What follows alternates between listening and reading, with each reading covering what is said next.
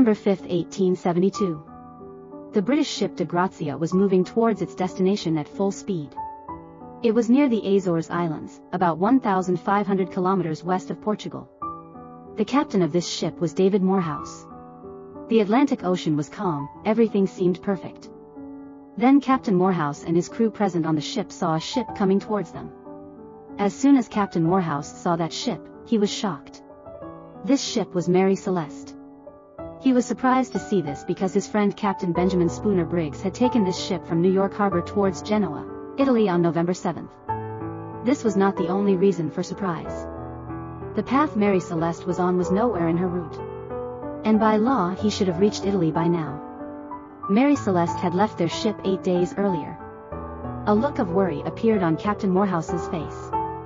He started giving signals to the ship Mary Celeste.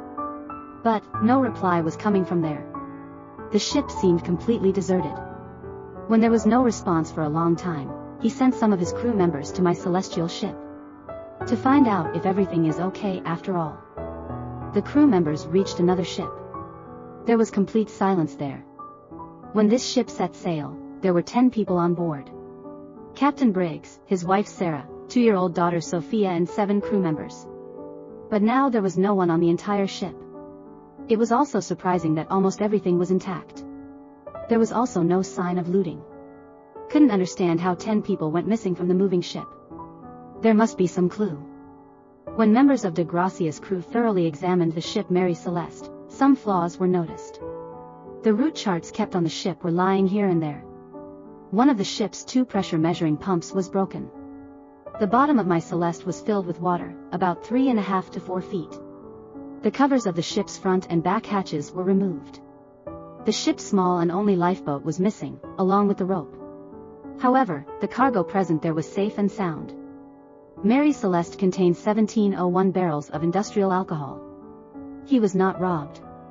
Only 9 of those boxes were empty, that too due to leakage. The navigation tool was running. There was so much ration in the ship that the next 6 months could pass comfortably. All the belongings of the crew members were also fine. But all was chaos in his room. Beds were not made. Their smoking pipes were also kept in their rooms. In those days, every sailor carried his smoking pipes with him. The diary of Captain Benjamin Briggs of the ship Mary Celeste was found in his cabin. He had made a log entry in it. The last entry was made on November 25, 1872. That is, about 11 days before the ship was found in an abandoned condition.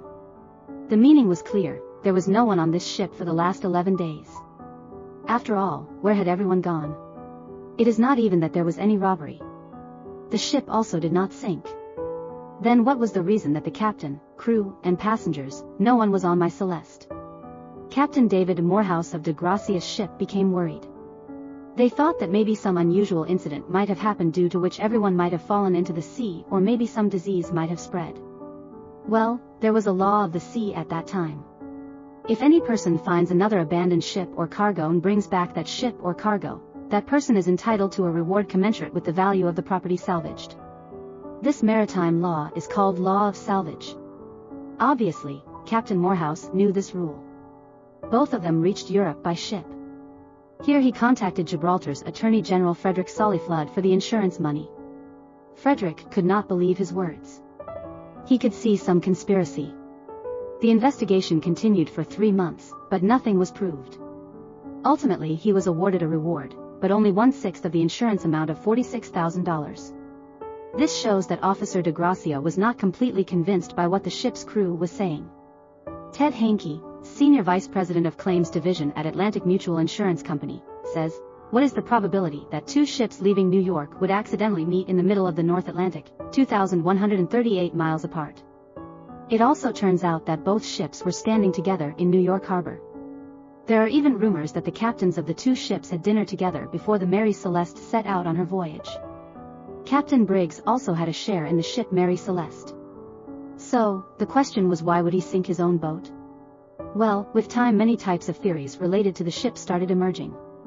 The first theory, there were some scratches on the ship. There was blood on the captain's sword also. It is possible that some crew member may have carried out the entire incident. You might have killed everyone and then gone away with the boat. The second theory is that Captain Morehouse of the de Gracia ship, out of greed for insurance money, may have murdered all the people on the Marie Celeste and threw their bodies into the sea. The third theory is that Captain Benjamin Briggs and Captain Morehouse may have planned to kill everyone together.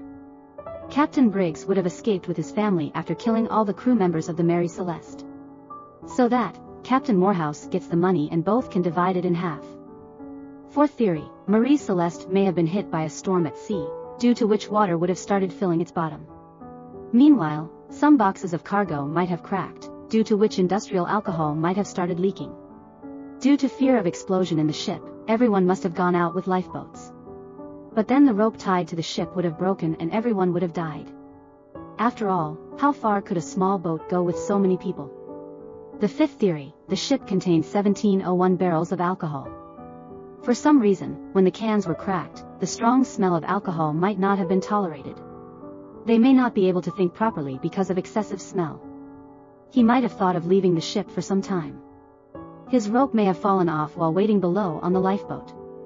This way everyone would have been killed. Sixth theory, some big dangerous creature must have emerged from the sea which must have killed everyone and eaten them. Amidst these theories, news of the ship being cursed also started doing the rounds again. Actually, ever since the ship Mary Celeste was built, something strange was happening with it. Those who engaged with this ship were killed or completely destroyed. Let's start from the year 1861. This ship was built in Nova Scotia, Canada. Then its name was Amazon. The length of this ship was 100 feet and width was 25 feet. The first captain who commanded the ship was killed. He suffered from pneumonia mid-journey. Then gradually everyone who joined this ship, be it the captain or the crew, was found dead under mysterious circumstances. People became afraid of buying it or traveling on it. It hit another ship in the Atlantic Ocean. That ship sank, everyone was killed. But nothing happened to Amazon. However, the Amazon captain died after some time. Then it was kept in the shipyard for some improvements. A few days later the entire shipyard was burnt to ashes. Nothing happened to Amazon again. Then in the year 1868, an American Richard W. Haynes bought it and renamed it Marie Celeste. Then there was some change in its structure also. The captains of this ship kept changing, but the process of their deaths never stopped. In the end, Captain Benjamin Briggs met the same fate and became Mary Celeste ghost ship forever.